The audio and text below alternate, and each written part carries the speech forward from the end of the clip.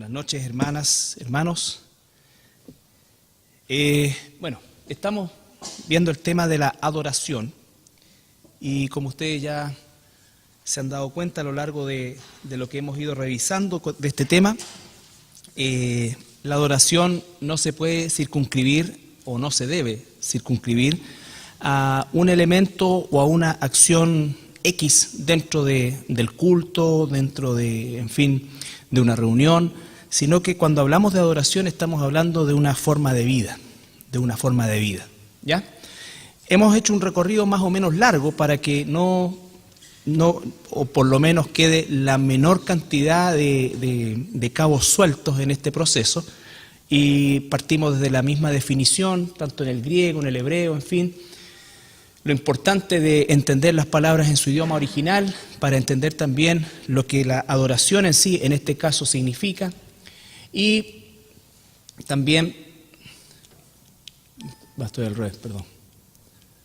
también la adoración, para entender el proceso de la adoración, tengo que entender primero quién es Dios, quién soy yo, ¿no es cierto? Hacer y establecer esa diferencia. O sea, no la vamos a establecer, pero a lo menos tener conciencia o una conciencia permanente de quién es Él y quién soy yo. Y por eso es que también repasamos algo de los atributos de Dios, lo que lo hace digno de toda adoración y alabanza.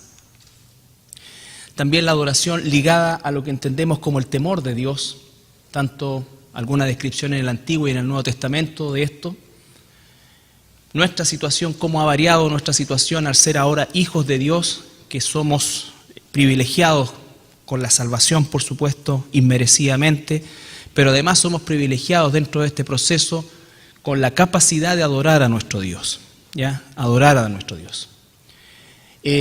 Recalcar que el tema de la adoración o específicamente esto no puede ser recibida ni dada a ninguna persona, ni siquiera a otro tipo de seres creados por Dios como los ángeles, por ejemplo.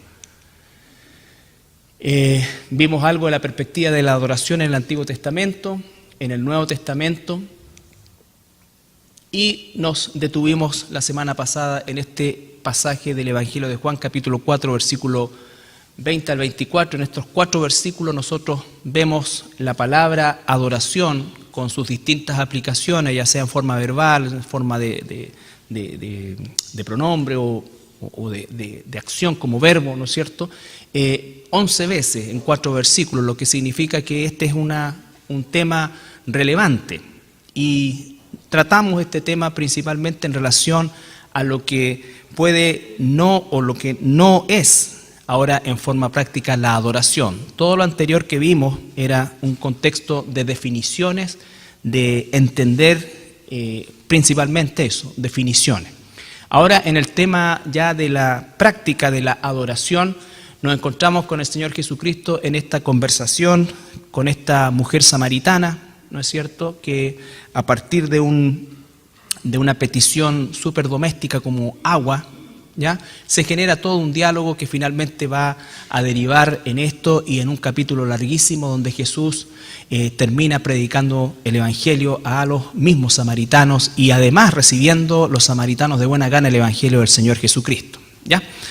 Por lo tanto, el tema puntual aquí era en relación a los lugares donde supuestamente la adoración era o debía hacerse. Y cuando estamos hablando de debía hacerse, es que hubo un tiempo en que eso fue correcto. Es decir, específicamente Jerusalén era la ciudad donde se debía adorar, el templo, en fin, todo lo que eso constituía era dado por Dios, ¿ya? El tema de los samaritanos era que los samaritanos, producto del rechazo que experimentaron de parte de los judíos ortodoxos, ¿no es cierto?, ellos establecieron en otro monte, en la zona de Galilea, un tipo de adoración que se asemejaba en algo a la adoración del templo, pero que estaba además mezclada con otros rituales de tipo pagano.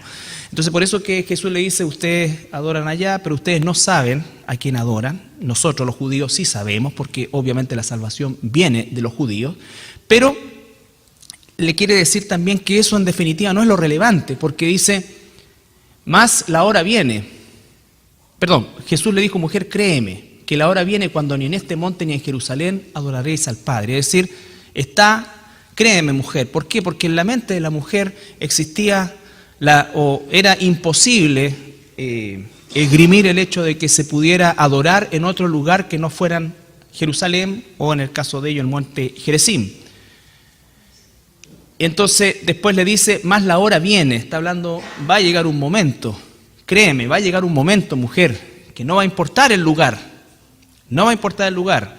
Más adelante Pablo dice, no importan tampoco las etnias, no importa si eres judío, griego, lo cual ya es incluso más profundo porque el judío de por sí mantenía su exclusividad de ser los únicos capaces de adorar o autorizados para adorar a Dios. Pablo rompe con eso, ¿no es cierto? Y dice, no, ahora no importa judío, bárbaro, escita, todos.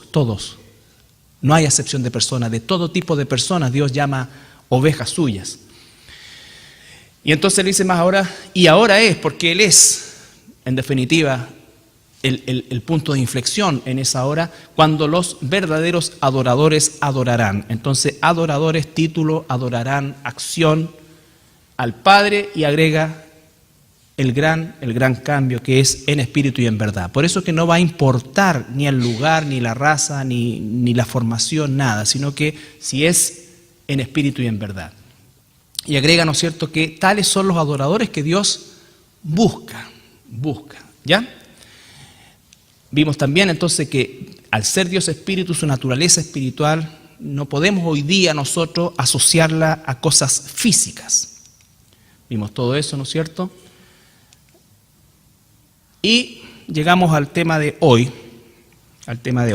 Yo me he extendido largamente en el tema de la adoración, porque espero que nosotros podamos dimensionar la importancia que esto tiene. Si hay algo que debiera definirnos a nosotros los cristianos, es adoradores de Dios. Y es tan importante entender el concepto de la adoración porque hay mucha confusión, y vuelvo a insistir, si tú pones, por ejemplo, en la internet adoración, probablemente adoración cristiana, te va a salir una gran cantidad y mayoritariamente relacionado con la música. Y no estoy diciendo que la música no sea un elemento propiamente tal, pero la música es un derivado de esto, ¿no es cierto? Porque la adoración tiene que ver con quién soy. Un verdadero adorador implica que es toda una persona, no una parte de esa persona o una acción determinada de esa persona. Entonces debemos nosotros empaparnos de eso, porque vuelvo a insistir, si algo debiera definirnos a nosotros es que fuéramos verdaderos adoradores de Dios, ¿ya? Y cuando alguien hoy día puede decir, en esa persona siempre está adorando al Señor, es como que alguien que está, ¿no es cierto?, moviéndose. Y está bien si es una expresión. Ahora, si eso que se ve por fuera tiene un sustento interno, amén. Pero desgraciadamente en la gran mayoría de los casos no es así. Entonces tenemos una avalancha de emociones y a la gente le molesta eso porque se les toca supuestamente un punto sensible y de alguna manera se piensa que se cohíbe tal o cual cosa. No, uno no está en condiciones de cohibir nada, ni de prohibir nada. Pero sí de exhortar a que nuestra vida, en primer lugar, nuestra forma de vivir sea en concordancia con lo que la Biblia determina de adoración a Dios, ¿ya? Y algo que es importante que comencemos a entender es que la adoración no se centra en lo que podemos recibir de Dios o pedirle a Dios, sino que siempre la adoración se centra en qué le doy yo a Dios. Entendiendo esa máxima de que Dios no necesita nada, ¿no es cierto? Pero Él nos manda a darle. Nosotros normalmente estamos pidiendo, ¿no es cierto? Señor, dame fuerza, dame tu espíritu, lléname. Y nosotros tenemos que saber que Dios ya nos dio todas esas cosas. La Biblia dice que Él nos ha dado todo lo que necesitamos para la vida y la piedad. Por lo tanto, lo que tengo que hacer yo es desarrollar todo aquello que Dios me ha dado. Me ha dado ya. ¿Se entiende eso? O sea, no necesitamos más de su espíritu, ya lo tenemos completo. Nosotros necesitamos desarrollar eso. Y lo desarrollamos en la medida que nos damos al propósito de Dios. Esto no se trata de que Dios me dé, sino que yo me doy a Él. La adoración verdadera siempre es así. Siempre es así. Ponemos el ejemplo de la mujer de María, ¿no es cierto?, hermana de Lázaro, que las dos apariciones que ella tiene son dos apariciones que marcan mucho su carácter y también su prioridad en la vida. No estoy diciendo que esto con Marta no era ni cristiana, no, simplemente estoy hablando de la prioridad que María en un momento determinado, por lo menos por las dos escenas puntuales en las que ella aparece en primer lugar a los pies de Jesús, ¿no es cierto?, aprendiendo de él y disfrutando de la maravilla de escuchar al mismo maestro la enseñanza, ¿no es cierto? Y la segunda vez es en relación a este pasaje que vemos en Juan capítulo 12, versículo 1 al 8. Juan capítulo 12, versículo 1 al 8. 6 días antes de la Pascua, vino Jesús a Betania, donde estaba Lázaro, el que había estado muerto, y a quien había resucitado de los muertos. Y le hicieron allí una cena. Marta servía, y Lázaro era uno de los que estaba sentados a la mesa con él. Entonces María tomó una libra de perfume de nardo puro, de mucho precio, y ungió los pies de Jesús, y los enjugó con sus cabellos, y la casa se llenó de olor de perfume. Y dijo uno de sus discípulos, Judas Iscariote, hijo de Simón, el que le había de entregar: ¿por qué no fue este perfume vendido por 300 denarios y dados a los pobres? Pero dijo esto no porque se cuidara de los pobres, sino porque era ladrón y teniendo la bolsa, sustraía de lo que se echaba en ella. Entonces Jesús dijo: déjala, para el día de mi sepultura ha guardado esto, porque a los pobres siempre los tendréis con vosotros, mas a mí no siempre me tendréis. Bien, ahí tenemos una escena que el Señor replica en los evangelios y que dice claramente, ¿no es cierto?, que donde se predique el evangelio siempre se va a hablar de esta escena. Ahora, ¿en qué consiste esta escena? Tenemos a Jesús en la semana de su pasión y crucifixión, ¿no es cierto?, donde tiene una tremenda actividad, comenzando con la famosa entrada triunfal, pero previo a eso, él se detiene en Betania y cena con sus amigos.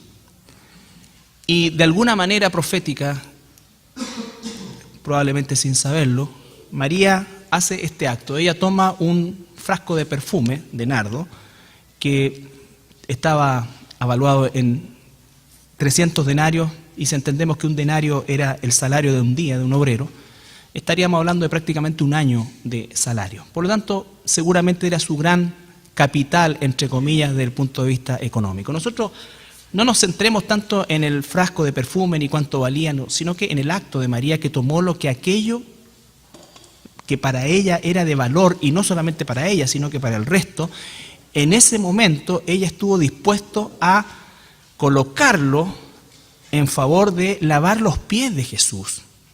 Ustedes saben que lavar los pies de una persona era un acto que hacía normalmente el siervo más bajo de una familia, y constituía un trabajo que no era agradable, pero quien lo hacía normalmente se identificaba con el grupo más bajo dentro del escalafón social e incluso dentro del escalafón de siervos y esclavos de una casa. Por lo tanto, el gesto tiene implícito una serie de elementos de humildad, de sumisión, de entrega, de todo lo que en definitiva es un corazón que arde por el Señor Jesús en gratitud, en gratitud. Ella no tuvo problemas en hacer eso. El ladrón de Judas obviamente lo encontró atroz. En otro pasaje dice que los discípulos, en plural, porque obviamente era una situación totalmente nefasta a sus ojos. Sin embargo, de partida el perfume no era de ellos, ¿ya? Que tienen que estar metiendo en cuestiones es muy típico de nosotros. El perfume no era de ellos, ¿ya? Segundo, están privando a esa mujer, o querían privar a esa mujer, de un acto sincero, de un corazón agradecido realmente y lleno, y que ardía de gratitud por Jesús. Hermanos, yo creo que eso es lo que nos falta a nosotros. Y no estoy hablando de que lleguemos a la casa a romper perfume, no. Estoy hablando de qué le estamos dando al Señor cuando hablamos de adoración. Mucha gente se queja de que, y algo que también les quiero decir, a mí me molesta a esta altura de mi vida, que es el hecho de que personas a veces dicen, oye, pero es que la alabanza es tan poca, el tiempo de la adoración es tan poco, uno no alcanza a conectarse. Mira, mijito, si no te conectas diariamente con el Señor en adoración, no te vamos a hacer un concierto para que lo hagas, porque esta cuestión no es así. No es así. O cuando alguien dice, mira, es que en realidad aquí es como fría la alabanza, te das cuenta, son factores externos y normalmente es por razón de que asociamos la adoración con un estado emocional. Y no estoy en contra de las emociones, lo que estoy diciendo es que la adoración no es eso. La adoración externa es el fruto de un corazón ardiendo por Jesús internamente, pero, como lo vamos a ver aquí, en función de lo que es la verdadera adoración. Y creo hoy día que nosotros estamos faltos en eso. Parto por mí. Estamos faltos en eso. No estoy aquí para culparlo, bajo ningún punto de vista. No estoy aquí para yo mismo culparme, sino que para cambiar el rumbo en función. Por eso que me he tomado más tiempo en este estudio. Porque la adoración es dar. Ella, fíjate que lo lavó con sus cabellos. 1 Corintios 11:15 dice algo que es re importante. Por eso que esta acción de María está llena de un significado que para nosotros puede resultar un tanto ajeno. Pero está llena de un significado en el momento y en el tipo de adoración que ella conocía. Todavía no tenía el Espíritu de Dios, todavía no había comenzado la iglesia. Ella estaba con un corazón sumamente entregado a Dios, ardiendo por Dios en adoración. ¿Ya? 1 Corintios 11:15 dice: Por el contrario, a la mujer dejarse crecer el cabello le es honroso, porque en lugar de velo le es dado el cabello. Entonces, resumiendo, ella sacó lo que de más valor tenía en su casa, como una forma de agradecerle a Jesús, Uno a veces cuando ha estado en un lugar y lo han tratado bien y esta cosa, de verdad, ¿qué es lo que te nace? Pucha, comprar un regalo por lo menos para el dueño de casa, para la dueña de casa, un presente, algo simbólico que físicamente, ¿no es cierto?, grafique, ¿qué cosa? Una gratitud. Y aunque uno cuando lo recibe a veces me dice no es necesario, pero ¿sabes qué? Eso fomenta el bendito hábito de ser agradecido. No porque necesitemos las cosas, sino porque efectivamente cuando la gratitud se expresa en algo concreto, ¿no es cierto? Efectivamente eso tiene un valor porque tú te estás desprendiendo de algo. ¿Ya? Te estás desprendiendo de algo. Ya lo vamos a llevar al punto de la adoración. Y la mujer usó sus cabellos. Entonces hizo una función deshonrosa, lavar los pies, con algo sumamente lujoso y caro, inédito, ¿no es cierto? Un acto absolutamente inédito. Y además no ocupó una toalla o un paño, sino que su propio cabello, con aquello que le era más honroso a una mujer, su cabello. Por lo tanto, eso es adoración, hermano. Es tener una gratitud tan grande por Jesús, por lo que Él ha hecho por nosotros, por lo que sigue haciendo por nosotros, que no puede haber nada que se interponga entre nosotros y el Señor en cuanto al tema de la adoración. Entonces, la adoración es qué le doy yo a Dios, no qué recibo de Él. No qué recibo de Él, sino qué le doy yo a Dios. Entendiendo que Dios no necesita nada, pero entendiendo que cuando nosotros damos a Dios, y no estoy hablando solamente de algo material, estoy hablando de un darnos completamente en el amplio sentido de la palabra, ¿no es cierto? Darnos a Dios significa tener un corazón lleno de gratitud a Él. Lo primero que hizo Pablo: Señor, ¿qué quieres que yo haga? Isaías, heme aquí, envíame a mí. ¿Qué quieres que yo haga? ¿Te necesita Dios a Isaías? No. ¿Necesitaba a Pablo? No, pero los usó. Y ellos estuvieron felices de ser usados por el Señor. Eso marcó su vida, eso les dio el sentido que nunca antes tuvo. Entonces, con ese ejemplo, vemos que el centro de la adoración es el Padre. Y recordamos este pasaje de 1 Corintios 10:31. Si pues coméis o bebéis o hacéis otra cosa, hacedlo todo para la gloria de Dios. Entonces dijimos, lo que se haga, hágase para la gloria de Dios. Entonces tengo que aprender qué es lo que es hacer las cosas para la gloria de Dios. Decíamos la semana pasada, no se trata de decir, me tomo este vaso de agua para la gloria de Dios, me como bueno, estoy tomando ahora carne vegetal, esta carne de soya, ¿no es cierto?, para la gloria de Dios. Esto es para la gloria de Dios, Señor, gloria a Dios. No, se trata de entender qué es realmente hacer las cosas para la gloria de Dios. Y cuando decimos la gloria de Dios, estamos hablando de ¿qué? De adoración. De adoración. La adoración encierra todo. La gloria de Dios, la obediencia a Dios, agradar a Dios. Cuando uno agrada a Dios, está adorándole. La adoración consiste en eso. Entonces, vamos a ir vamos a empezar de abajo hacia arriba. La verdadera adoración y el verdadero adorador es alguien que está siendo transformado, que ha sido salvado y está siendo transformado. En la salvación, hermanos, recuérdalo, nosotros no tenemos ninguna injerencia, es un acto de la voluntad de Dios, estando nosotros muertos y Él nos da vida. No tuvimos ninguna injerencia en eso, así como no tuvimos ninguna injerencia en nuestro nacimiento físico, que es el ejemplo de la conversación de Jesús con Nicodemo, uno de los ejemplos, lo que Jesús le está diciendo, tú tienes que nacer de nuevo, pero le está diciendo, tú no tienes nada que ver en el nacimiento espiritual como no tuviste nada que ver en tu nacimiento físico. Es un acto soberano de la gracia y la voluntad de Dios.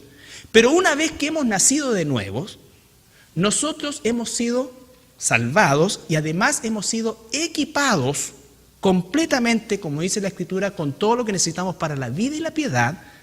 ¿Para qué? Para rendir nuestra voluntad a la voluntad de Dios. La santificación es un proceso activo de parte de nuestra voluntad. Nosotros no tenemos que inventar cosas. Nosotros no tenemos que buscar nuevas revelaciones. Nosotros tenemos que conocer y obedecer la palabra de Dios. Por eso es que existen diferencias en la madurez del pueblo de Dios. Si la santificación fuera un proceso en el cual nosotros no tuviéramos injerencia, entonces todos estaríamos exactamente al mismo nivel. Y el tema es que hay gente, hermanos, que crecen más que otros. ¿Y eso es por qué? Porque en definitiva hemos entendido la parte práctica de nosotros, que no es hacerle sugerencias a Dios, no es mejorar la Biblia, no es cambiar la Biblia, es conocer la Biblia y en el poder del Espíritu Santo aplicar lo que esa Biblia dice. Ahí está.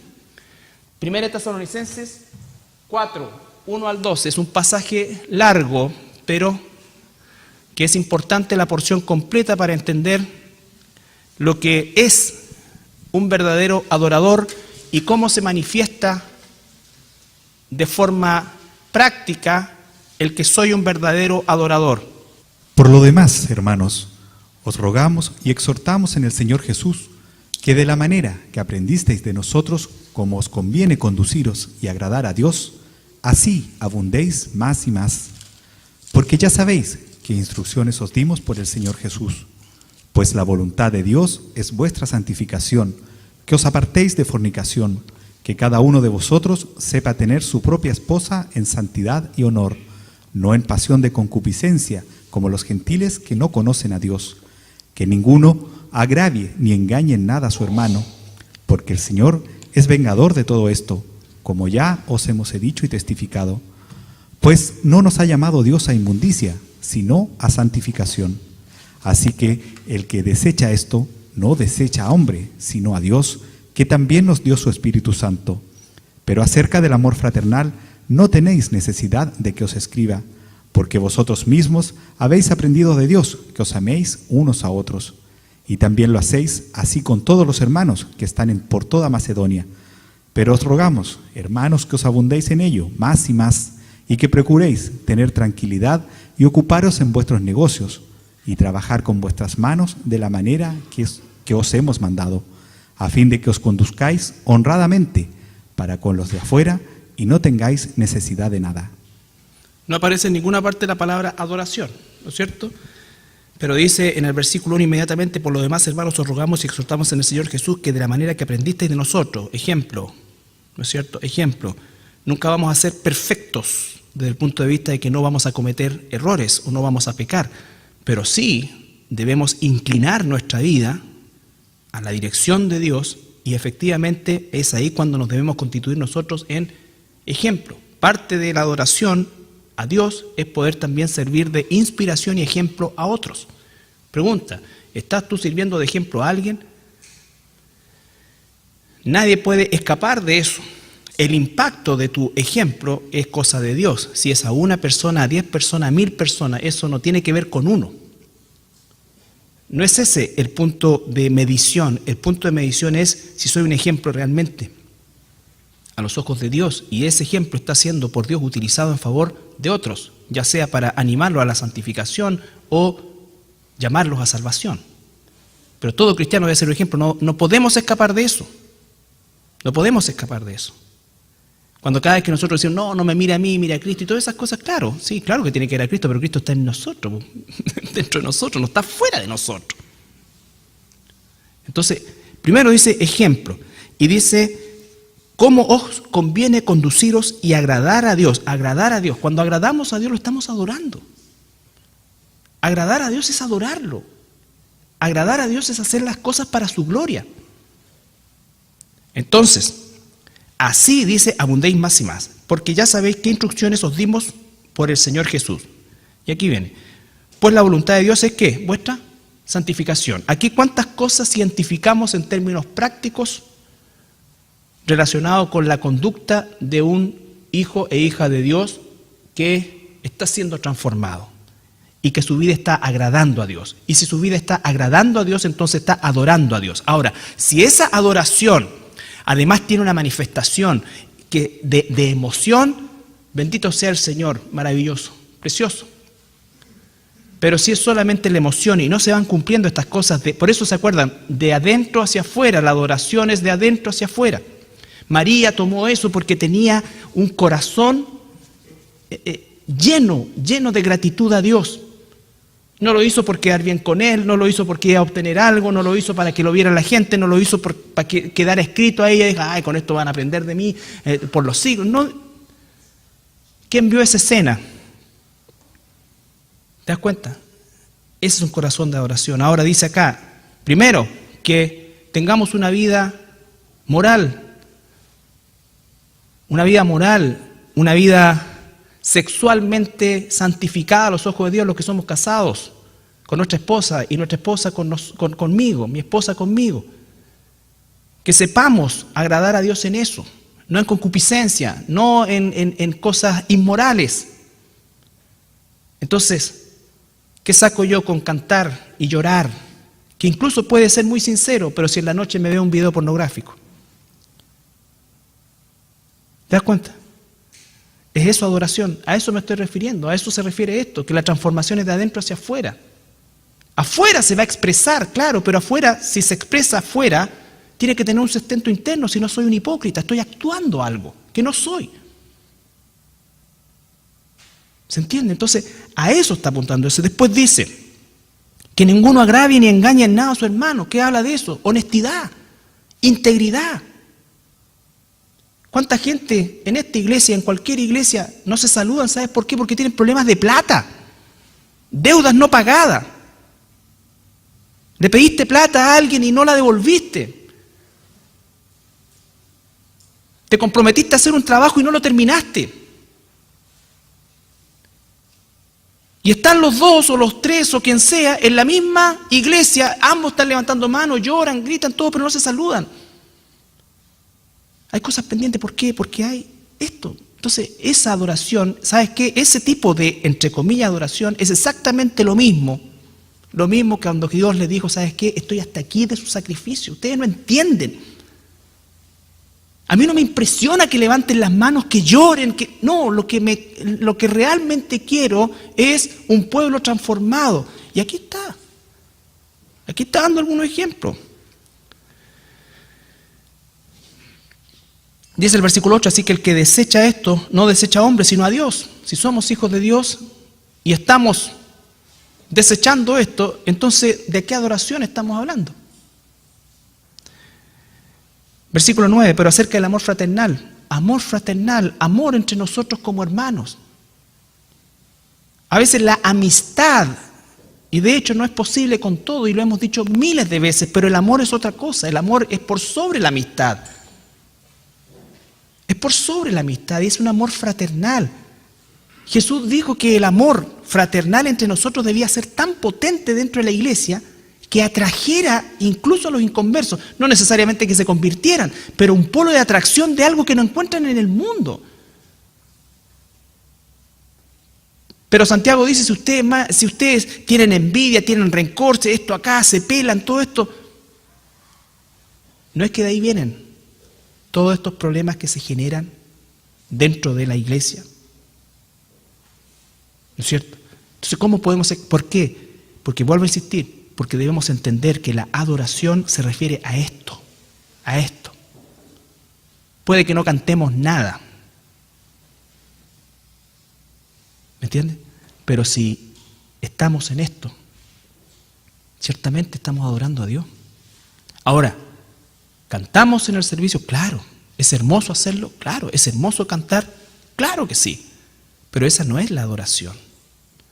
Esa es una expresión externa, derivada de un corazón de adoración. Los salmos que escribió David no los escribió como un hipócrita. ¿No es cierto? No lo escribió como un hipócrita. Fueron salmos que le salían del alma, pudiéramos decir nosotros. Entonces, ¿qué dice además? Amor fraternal entre nosotros. Después dice el versículo 11, ocuparos en vuestros negocios con tranquilidad, trabajar con vuestras manos. Trabajar, ser honrado en el trabajo, ser íntegro. ¿No es cierto? Tenemos en nuestra cultura latinoamericana, desgraciadamente, la influencia del romanismo, ¿no es cierto? En estos aspectos hace que nosotros seamos como somos. Muchas veces nosotros hemos salido del catolicismo romano, pero el catolicismo no termina de salir de nosotros, porque seguimos con las mismas conductas que caracterizaba el catolicismo romano: el pillaje, el robo, la usurpación, ¿no es cierto? Entonces, eso, hermano, una mente transformada debe ser alguien que adora a Dios en su trabajo, le honra, como dice la palabra, no como cuando te están viendo, sino cuando saber que Dios en todo momento me está viendo y lo que estoy haciendo lo tengo que hacer bien, para la gloria de Dios, para la gloria de Dios. Y eso no ocurre mayoritariamente en la iglesia cristiana, en términos generales. En términos generales. ¿Hay honrosas excepciones? Sí. Pero desgraciadamente los ejemplos malos abundan. Abundan en esto. Incluso nosotros hemos estudiado, dice que el esclavo se sujete a su amo. Si es un hermano, con mayor razón, sírvale mejor. Si el amo o el dueño o el jefe es cristiano y su hermano que está bajo su dirección es cristiano también, ¿no es cierto? Sírvale también mejor. Sea justo, sea ecuánime, sea íntegro. Eso es adorar a Dios. Eso es adorar a Dios. ¿Te das cuenta? En un pasaje, en 12 versículos, nosotros podemos encontrar por lo menos 5 aspectos de la adoración, porque dice que esto es lo que agrada a Dios. Esto es lo que agrada a Dios. Es exactamente lo que Dios le dijo a los religiosos judíos en el Antiguo Testamento. Lo que yo quiero es misericordia, es hacer el bien, es restituir, es dejar de robar, es tener compasión. ¿Para qué yo quiero? Yo estoy cansado de su sacrificio. Ustedes perdieron el rumbo de su sacrificio. Y así muchas veces se puede perder el rumbo de las canciones o de lo que cantamos, porque nuestra vida interna no está siendo transformada, no estamos permitiendo que se transforme. Mi voluntad está, ¿no es cierto?, impidiendo que Dios haga su obra en mí. La soberanía de Dios es que yo ejerza mi voluntad para el proceso de santificación. Esa es la soberanía de Dios. No que Dios no pueda hacerlo, pero Él estableció que yo tengo que morir o menguar y Él crecer. No dice te voy a matar o te voy a menguar. Yo debo menguar. Es un acto de morir a uno mismo. Por eso la adoración es darse. Colosenses 3, 1 al 4. Si pues habéis resucitado con Cristo, buscad las cosas de arriba, donde está Cristo sentado a la diestra de Dios. Poned la mira en las cosas de arriba, no en las de la tierra, porque habéis muerto y vuestra vida está escondida con Cristo en Dios. Cuando Cristo, vuestra vida, se manifieste, entonces vosotros también seréis manifestados con Él en gloria. Ya, entonces dice, sí, pues habéis resucitado. Nosotros ya resucitamos con Cristo. Espiritualmente resucitamos con Cristo, ¿cierto? Nos falta la resurrección física, cuando sea que partamos a la presencia del Señor o seamos llevados en el rapto. Pero ya estamos resucitados con Cristo. Entonces nos dice a nosotros ahora tenemos qué cosa, que buscar, ¿qué cosa? Las cosas de arriba. No para vivir en las nubes, sino que buscar las directrices de arriba para vivir en este mundo. Estoy en el mundo, pero no soy del mundo, mis directrices vienen de allá. Y están acá. Porque eso es lo que le agrada a Dios. Eso es lo que le agrada a Dios. Eso trae adoración a Dios. Un verdadero adorador piensa, sabe, busca, se esfuerza por hacer la voluntad de su Padre, nuestro Padre. Buscar las cosas de arriba es buscar qué es lo que Dios dice respecto a tal o cual cosa. Ustedes saben los grandes errores que nosotros vemos en este mundo, en nuestro mundo cristiano, es el hecho de que la iglesia se está metiendo no en función de las cosas de arriba, sino que está metiéndose en función de las cosas de abajo. Y ya ustedes saben el concepto de la política, la iglesia cristiana está infestada con el tema de la política. La Biblia dice claramente qué debemos hacer y no hacer respecto a nuestros gobernantes, a la política y todo eso. Por lo tanto, cualquier cosa que nosotros hagamos, aún con buenas intenciones o creyendo nosotros que estamos abrazando una causa social, estamos equivocados. Estamos equivocados. Y no significa ser indiferente a la situación que nosotros estamos viviendo. Significa buscar las cosas de arriba. Señor, ¿qué quieres que yo haga? Jesús dijo, va a ver Pilato, 1/3 del Senado es mío. La próxima elección ni a palos salí. Mi reino no es de este mundo. Si él quisiera tener senadores, quisiera tener esto. No estoy diciendo que un cristiano no pueda ser llamado al servicio público o a participar de un gobierno, no. Pero va a tener que tener la entereza de un Daniel, de un Nehemías y estar dispuesto a pagar las consecuencias. Cuando, ¿no es cierto?, la autoridad quiera poner el pie en las cosas de Dios. Y no negociar, no transar. ¿Ya? Pero ¿qué hacemos nosotros? Entonces miramos el entorno porque ¿sabes qué? En vez de buscar las cosas de arriba y brillar como hijos de Dios y darle gloria a Dios y adorar a Dios en nuestra forma de conducta, nos metemos exactamente al nivel de las cosas del mundo. Y entonces desde aquí queremos que Dios bendiga cosas que están en el mundo, formas del mundo. No va a funcionar así. No va a funcionar así. Por eso es que todas estas marchas, caminatas por Jesús, todo, si no tienen un sentido evangelístico de verdad, donde a la gente se le llame al arrepentimiento y se le ruegue en el nombre del Señor, reconcíliense con Dios, todo esto es temporal. Todo esto es temporal. Todos nos vamos a morir. Todos nos vamos a morir. Y hay solamente dos destinos. El que tiene el Hijo tiene la vida. Y cuando habla de vida está hablando de la vida eterna. Y la otra vida es una eternidad en el infierno, por los siglos de los siglos. Ese es el mensaje. Y aquí rogamos, dice el Señor, ¿no es cierto?, manda que todo hombre se arrepienta. Ahora, no todo hombre se va a arrepentir, pero nuestro mandato es llevar arrepentimiento y predicar arrepentimiento a toda criatura. A toda criatura. Pero no estar pensando, como decíamos el domingo, y volvió a salir esto, en cuán injusta está la sociedad hoy día. La sociedad ha estado injusta todo el tiempo, nunca, no ha habido tiempo de justicia. Y entonces, si llevamos el principio, a los gobernantes hay que respetarlos, dice el Señor. Claro que sí, al que honra, honra, todo eso. Pero también nos dice que los gobernantes tienen por norma, todos, en su época y en cualquier época, enseñorearse de la gente. Y es lo que vemos, por lo tanto, ya estamos advertidos. Las cosas no van a cambiar desde ese punto de vista. No hay un futuro, no hay un mañana. No hay un mañana. Métete eso en la cabeza si eres un hijo de Dios. ¿Es para vivir pesimistamente? No, todo lo contrario, optimistamente. Y entonces dedicar todas nuestras fuerzas a dar gloria a Dios en el trabajo, en la familia, todo, agradando al eterno, no al temporal. Agradando al eterno. Romanos, finalmente, 12, 1 y 2. La verdadera adoración es transformación. Y quise hacer, al igual que con el pasaje de Juan 4,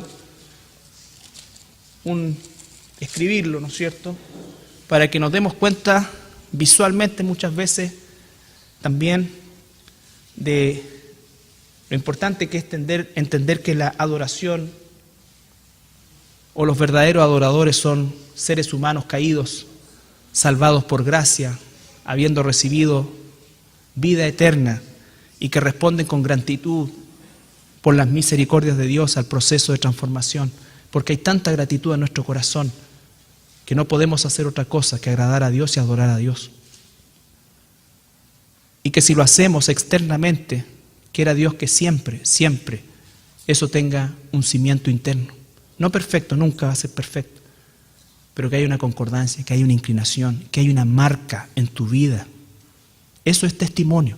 Por eso hay personas que permanecen, hermanos y hermanas que permanecen en el tiempo y otros que no permanecen en el tiempo, otros que son intermitentes. ¿Qué es la diferencia? ¿Son mejores unos que otros? No. Es la respuesta a ese proceso de transformación. El saber que cada día muero, como dice Pablo. Y no es un proceso agradable, pero es un proceso necesario. Y llega a ser incluso después agradable, porque en la medida que vamos conociendo más de Dios y recibiendo de Él, nos vamos soportando menos. Entonces como que tempranito hay que matarse. ¿Ya? Antes como que esperaba un par de horas, no, ahora tempranito, lo primero que hacía en la mañana, te pegáis un tiro espiritual. ¿Ya? Así que hermanos, para nosotros, esto no es para el mundo. Esta es una palabra para el pueblo de Dios, para nosotros. Pablo es tierno y dice, os ruego. Él era el apóstol, él podía imponer. Lo que él hablaba era palabra de Dios. En algunas partes dice el mando, pero aquí dice, os ruego, por las misericordias de Dios. Aquí estamos en el capítulo 12. Pablo ya ha largamente el libro romano, que es un manual maravilloso de teología, ¿no es cierto? Y que nos muestra cuál era nuestra condición, qué hizo Dios por nosotros, en qué nos transformó, qué nos dio, las misericordias de Dios. Primero, ¿no es cierto?, cuando dice que no hay justo ni a uno, en el capítulo 2, todos nos extraviamos, pero el capítulo 3 dice, y todos estábamos destituidos de la gloria de Dios, pero Él, de su gracia, ¿no es cierto?, ¿qué cosa?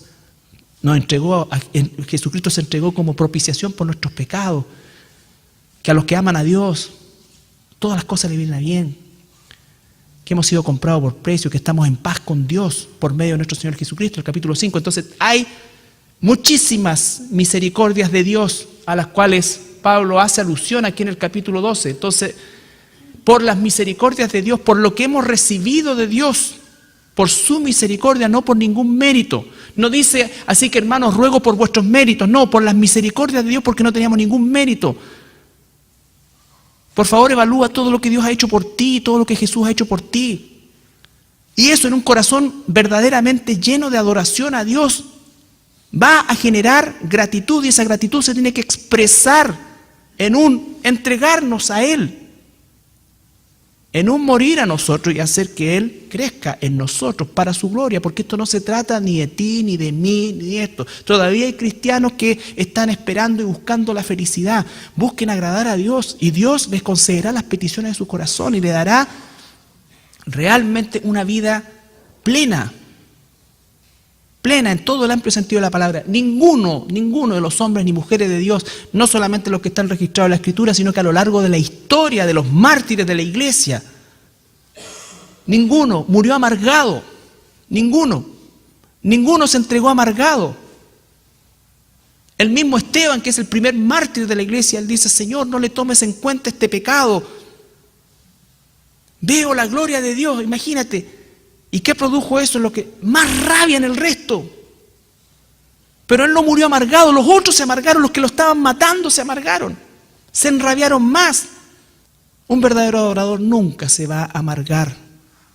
Pucha, mira todo lo que he hecho por el Señor, mira toda esta cosa aquí. ¿Por qué? Gracias, Señor, porque podemos hacerlo. Tenemos una sola vida. Una sola vida. Y no estoy diciendo con esto que salgamos y tomemos esas decisiones desde mañana, le comparto a toda mi oficina. No, porque ¿sabes qué? Siéntate, calcula realmente, ¿no es cierto?, lo que vas a hacer, llévalo en oración, hazlo de forma madura, pero hazlo. Hazlo, lo que sea que tengas que hacer, lo que sea que tengamos que hacer. Pero por favor no tomemos decisiones emocionales. ¿Ya? Esto no es como un training de salir todo acá y vamos a ganar y somos los menos. No, en primero no vamos a ganar nada, en segundo somos los peores y en tercero todo es por gracia de Dios. Lo primero que hay que hacer es morir. Si no hemos muerto nosotros realmente, entonces cuidado porque puede salir de nuestra cosecha. De nuestra cosecha. Pablo cuando fue a los hermanos en Corinto le dijo: mira, él podría haber dicho: yo soy una persona erudita, manejo perfectamente la Escritura, a mí no me vienen con cuestiones.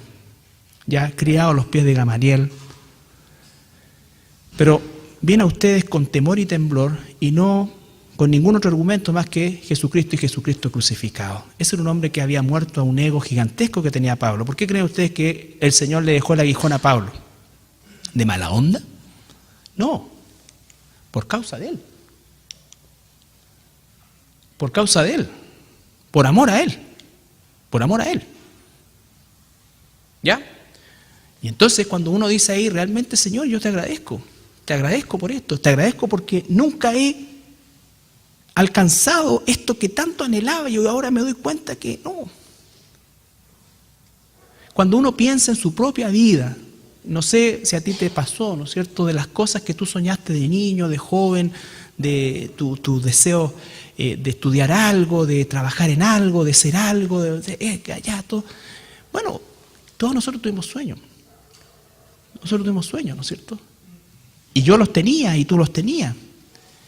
Y en mis sueños, pero ni bajo la influencia de ningún narcótico, estaba ser un pastor, ni siquiera ser un cristiano. Ni siquiera era creyente. Ni siquiera era creyente.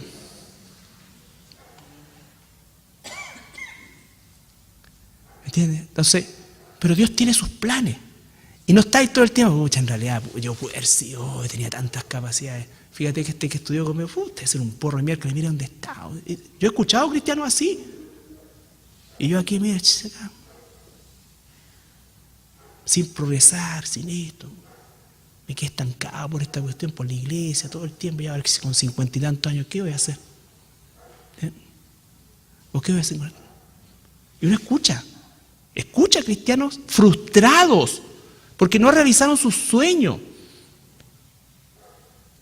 ¿Te das cuenta? Entonces, no que no los tengamos y que no.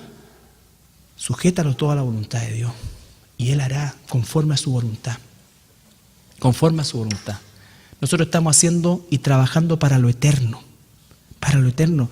Metámonos eso en la cabeza, hermano. El trabajo que tú y yo hacemos es lo más importante del mundo.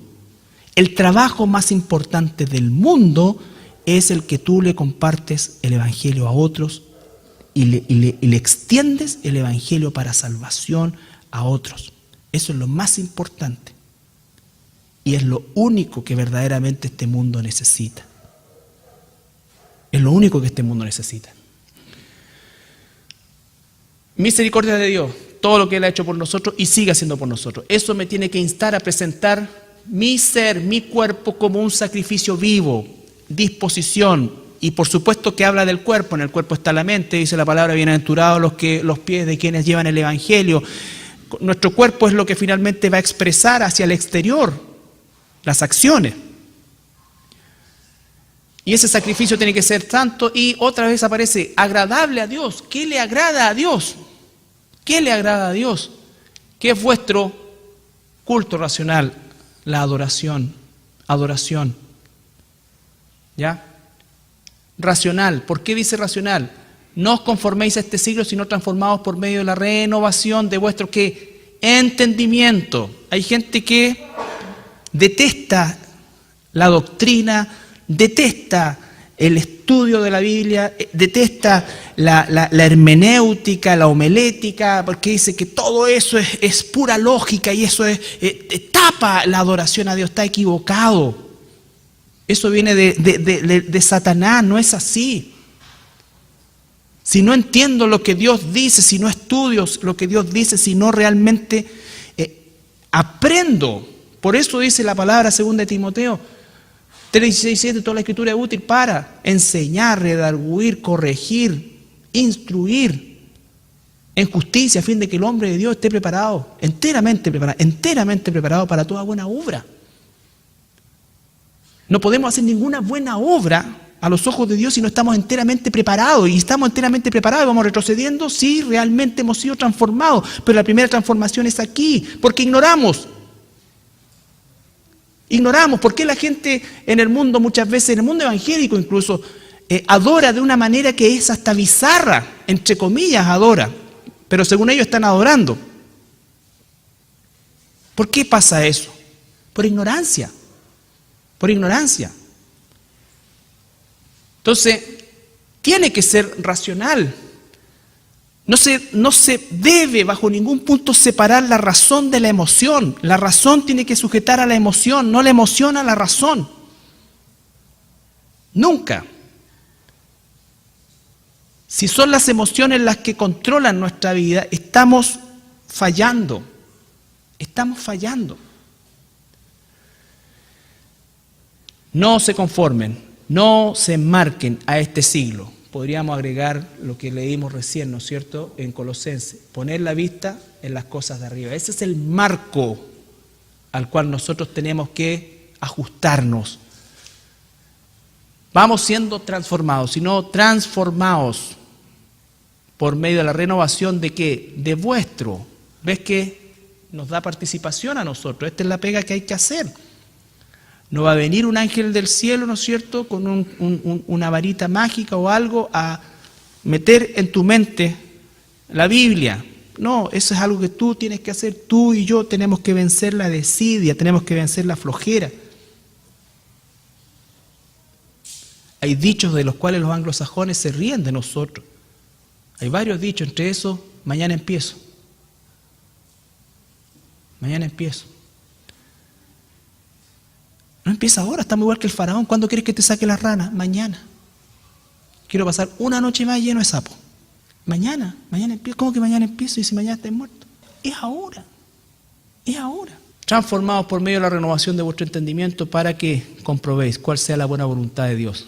No se puede comprobar la buena voluntad de Dios, ¿no es cierto? Ni menos concebir que esa buena voluntad de Dios es agradable y perfecta si no estamos transformados.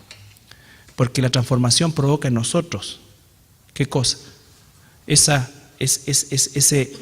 cambio de manera de pensar. Ese cambio de manera de pensar. Lo que pensábamos que podía ser algo latero, lo transformamos en una pasión o algo que no tiene mayor sentido, mayor importancia, tiene suma importancia. Pero es un acto de la voluntad nuestra, no para inventar cosas, no para torcer la Escritura, sino para conocer la Escritura y empezar a obedecerla. Empezar a obedecerla. La Iglesia tiene la misión de promover el estudio sistemático de la Escritura y también la Iglesia debe proveer estudios de esa manera, que nosotros podamos, ¿no es cierto?, conocer temáticamente las cosas que nos competen, pero con todos los argumentos bíblicos que podamos y que el tiempo nos permita colocar. Y realmente llegar a la raíz de cada una de las demandas que Dios hace a su pueblo. Y entonces, por eso es que hemos tomado bastante tiempo en este tema de la adoración, porque es un tema que creo que, independiente de la situación personal de cada uno de nosotros, estamos faltos en eso. Y no estoy diciendo con esto de que estamos en apostasía, no, nada que ver, hermano. Estamos de repente faltando a la pasión, estamos muchas veces tan ensimismados en las cosas del mundo, y se puede entender, ¿no es cierto? A veces hay una vorágine en esto, pero no se puede sostener. Cuando tú te pega el palo el Señor, tienes que reaccionar, tengo que reaccionar. ¿Para qué? Para que efectivamente entonces Dios me corrija, por medio de la palabra, ¿no es cierto? Pero cuando no reaccionamos y pensamos que en algún momento lo vamos a retomar, les aseguro que estamos en caída libre. En caída libre. Y si somos hijos de Dios, tenemos que saber que Dios al que ama va a disciplinar. Va a disciplinar. Entonces, así es nuestro Dios. Y la adoración consiste en entregar nuestra vida para que el Espíritu Santo que mora en nosotros, que es Dios mismo, use la palabra de Dios y el poder de la palabra de Dios, la autoridad de la palabra de Dios, la suficiencia de la palabra de Dios, la inerrancia de la palabra de Dios para transformar nuestras vidas. Y esa transformación, vuelvo a insistir, va a tener sí o sí fruto y va a tener un impacto. La magnitud de ese impacto, no nos engañemos por las cosas externas. No nos engañemos por las cosas externas. Una persona, 2 personas, 10 personas, 1000 personas, no. El propósito de una iglesia no debe ser crecer, no. Porque el crecimiento lo da Dios. El crecimiento lo da Dios. Si tenemos hoy día más personas nuevas y sigue llegando gente, alabado sea el cielo. Pero la iglesia no es aquella que promueve actividades para aumentar el número de personas o no. Cada uno de nosotros tiene que hacer obra de evangelista. Cada uno de nosotros tiene que hacer obra de evangelista. En el lugar donde Dios lo ha puesto. Con una vida transformada, siendo sal, siendo luz, adorando a Dios en la forma de vivir, en la forma de hablar y compartir el Evangelio. Y entonces veremos la voluntad de Dios agradable y perfecta. Veremos la gloria de Dios y veremos también la ira de Satanás.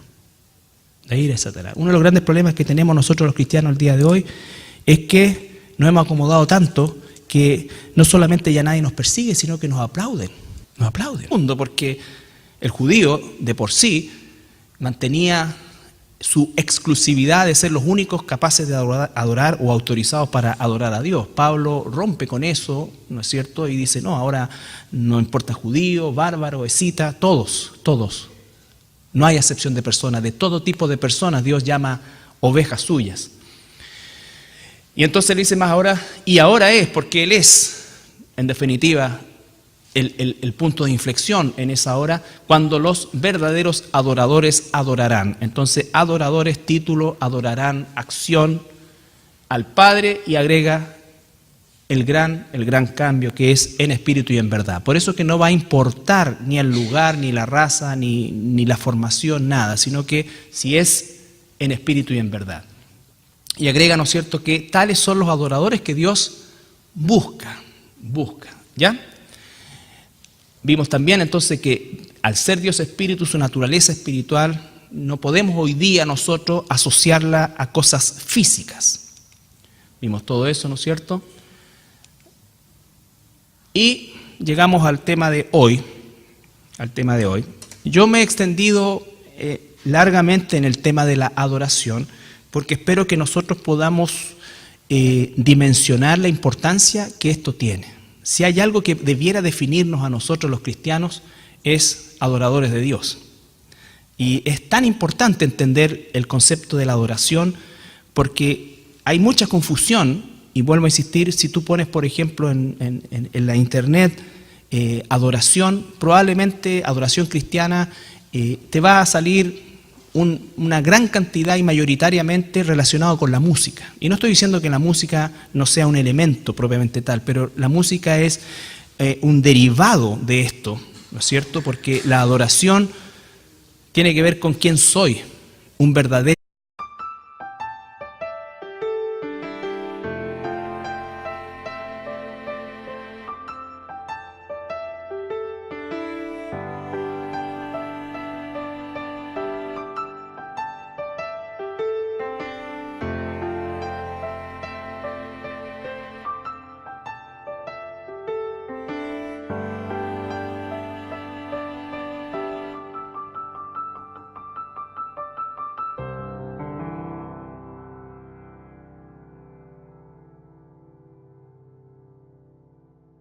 Buenas noches, hermanas, hermanos. Estamos viendo el tema de la adoración y como ustedes ya se han dado cuenta a lo largo de lo que hemos ido revisando de este tema, la adoración no se puede circunscribir o no se debe circunscribir a un elemento o a una acción X dentro del culto, dentro de una reunión, sino que cuando hablamos de adoración estamos hablando de una forma de vida, ¿ya? Hemos hecho un recorrido más o menos largo para que no o por lo menos quede la menor cantidad de cabos sueltos en este proceso, y partimos desde la misma definición, tanto en el griego, en el hebreo, en fin. Lo importante de entender las palabras en su idioma original para entender también lo que la adoración en sí, en este caso, significa. Y también,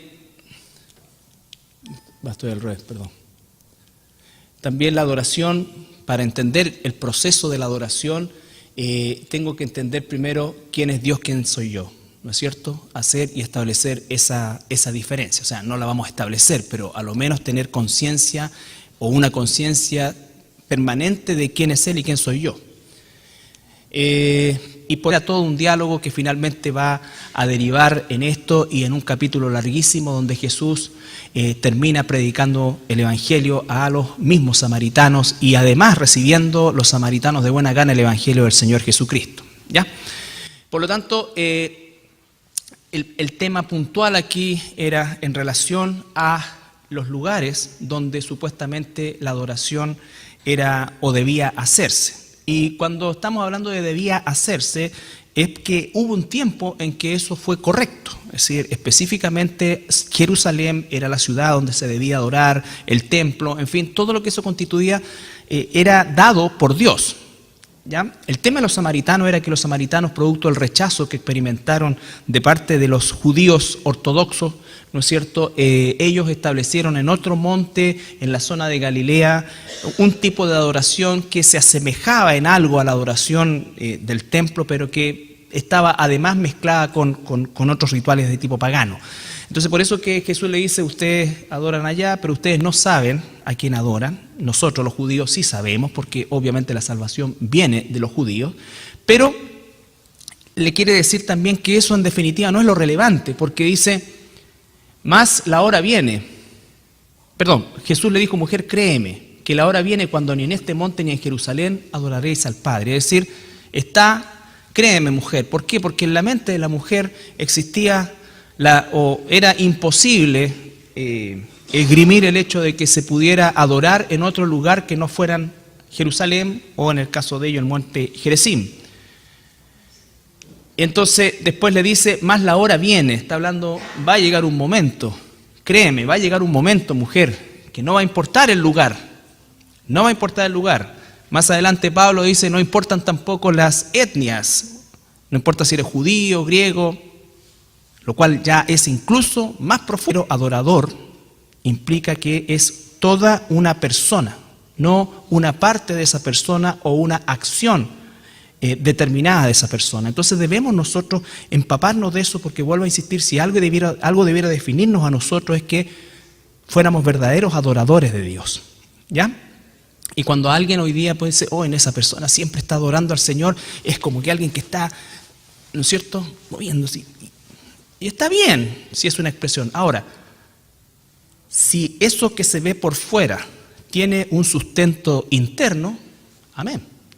Pero desgraciadamente en la gran mayoría de los casos no es así. No es así. Entonces tenemos una avalancha de emociones y a la gente le molesta eso porque se les toca supuestamente un punto sensible y de alguna manera se piensa que se cohíbe tal o cual cosa. No, uno no está en condiciones de cohibir nada, ni de prohibir nada. Pero sí de exhortar a que nuestra vida, en primer lugar, nuestra forma de vivir sea en concordancia con lo que la Biblia determina de adoración a Dios, ¿ya? Y algo que es importante que comencemos a entender es que la adoración no se centra en lo que podemos recibir de Dios o pedirle a Dios, sino que siempre la adoración se centra en qué le doy yo a Dios. entendiendo esa máxima de que Dios no necesita nada, ¿no es cierto? Pero Él nos manda a darle. Nosotros normalmente estamos pidiendo, ¿no es cierto? Señor, dame fuerza, dame tu espíritu, lléname. Y nosotros tenemos que saber que Dios ya nos dio todas esas cosas. La Biblia dice que Él nos ha dado todo lo que necesitamos para la vida y la piedad. Por lo tanto, lo que tengo que hacer yo es desarrollar todo aquello que Dios me ha dado. Me ha dado ya. ¿Se entiende eso? O sea, no necesitamos más de su espíritu, ya lo tenemos completo. Nosotros necesitamos desarrollar eso. Y lo desarrollar eso es que también repasamos algo de los atributos de Dios, lo que lo hace digno de toda adoración y alabanza.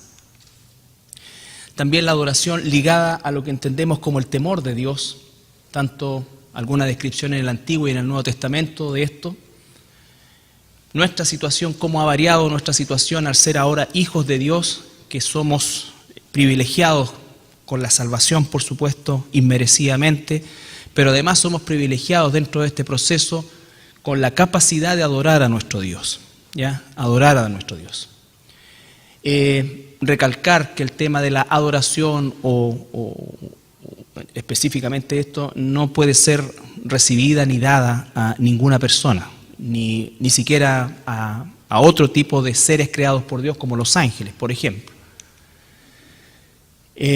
Vimos algo de la perspectiva de la adoración en el Antiguo Testamento, en el Nuevo Testamento, y nos detuvimos la semana pasada en este pasaje del Evangelio de Juan, capítulo 4, versículo 20 al 24. En estos 4 versículos nosotros vemos la palabra adoración con sus distintas aplicaciones, ya sea en forma verbal, en forma de pronombre o de acción como verbo, ¿no es cierto? 11 veces en 4 versículos, lo que significa que este es un tema relevante. Y tratamos este tema principalmente en relación a lo que puede no o lo que no es ahora en forma práctica la adoración. Todo lo anterior que vimos era un contexto de definiciones, de entender principalmente eso, definiciones. Ahora en el tema ya de la práctica de la adoración, nos encontramos con el Señor Jesucristo en esta conversación con esta mujer samaritana, ¿no es cierto?, que a partir de una petición súper doméstica como agua, ¿ya?, se genera